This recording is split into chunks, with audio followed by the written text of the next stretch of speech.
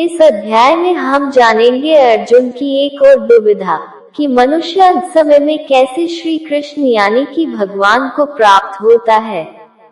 यह दुविधा हमारी भी होगी। इसका उत्तर श्री कृष्ण अर्जुन को देते हैं।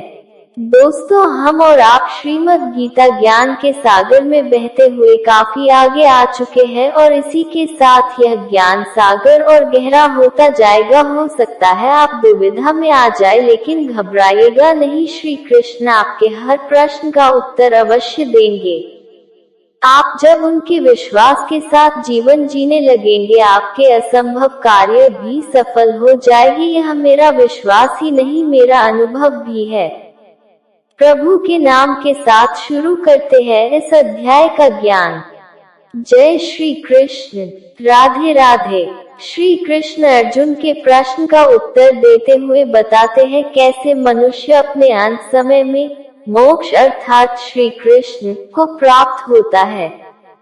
श्री कृष्ण और कोई नहीं, परब्रह्म है, और जो उन्हें मानव समझने की चेष्टा करता है वो अपना तीनों लोकों में नाश ही करता है। श्री कृष्ण बताते हैं ब्रह्म का अर्थ है अक्षय, जिसका कभी अंत नहीं होता, और कर्म वो होता है जो इच्छाओं को त्याग कर निष्काम भाव से करा जाता है।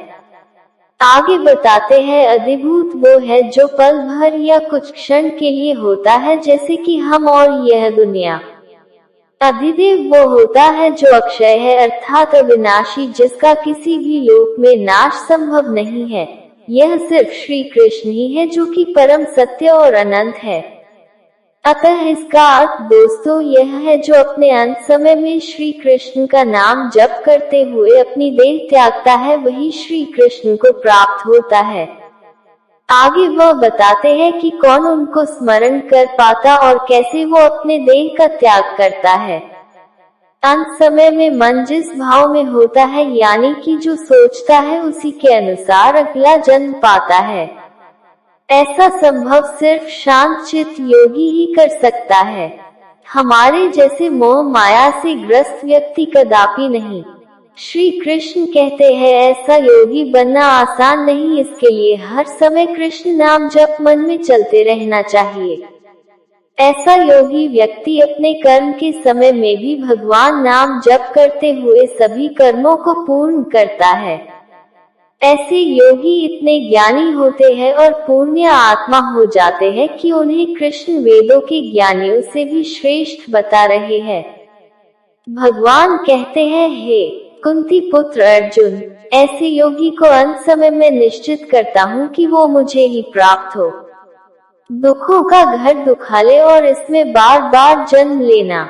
यह दुनिया श्री ब्रह्मा जी द्वारा रची गई है, जो कि उनकी सिर्फ एक दिन अर्थात हमारे धरती का 4.32 अरब साल है के बराबर बनी रहती है, और जब श्री ब्रह्मा जी की रात होती है तो उनके सोते ही सब उनमें प्रलय के द्वारा वापस समा जाता है।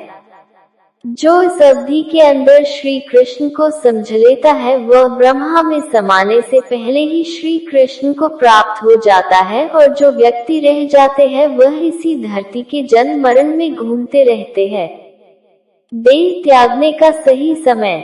भगवान के अनुसार देह त्यागने का सही समय शुक्ल पक्ष, जिसमें चंद्रमा बढ़ता है, में दिन का समय है। इसी समय में मृत्यु से व्यक्ति की आत्मा श्री कृष्ण को प्राप्त होती है, और जिसकी मृत्यु रात के समय घटते चंद्रमा की अवधि में हो उसे दोबारा जन्म लेना पड़ता है। इसी को और विस्तार से समझकर इस अध्याय का समापन करते हैं। दोस्तों, कुछ मित्रों का कथन है भक्ति बुढ़ापे का काम है, तो मैं यहाँ थोड़ा उनकी बात का कटाक्ष करना चाहूँगा और कोशिश करूँगा कि वह श्री कृष्ण की बात को समझकर सही मार्ग चुन ले।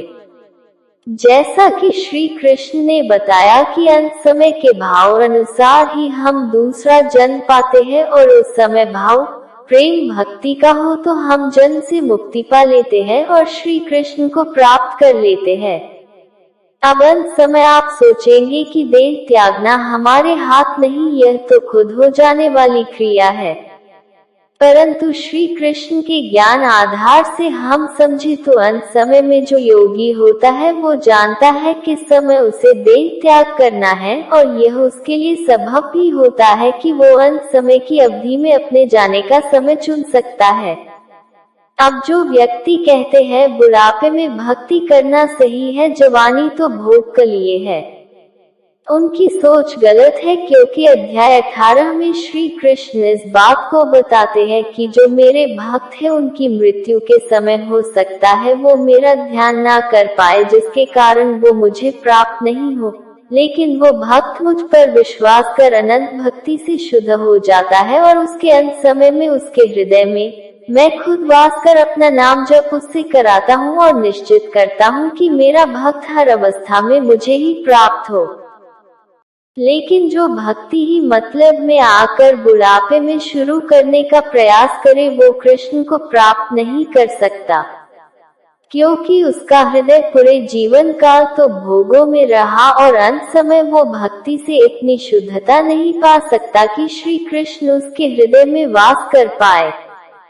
तो दोस्तों, चुनना आपको है सही और गलत। भगवान ने मानव प्रेम में यह रहस्यमय ज्ञान हमें श्रीमद् भगवत के रूप में दिया है। आगे अध्याय में यह ज्ञान और कठिन होता जाएगा, लेकिन मेरा प्रयास है इसको कुछ आसान शब्दों में आप तक लाऊं। अगर कोई त्रुटि हुई हो तो सभी से विनम्र निवेदन है माफी प्रदान करें। हरे कृष्ण कृष्ण कृष्ण हरे हरे, हरे राम राम राम हरे हरे।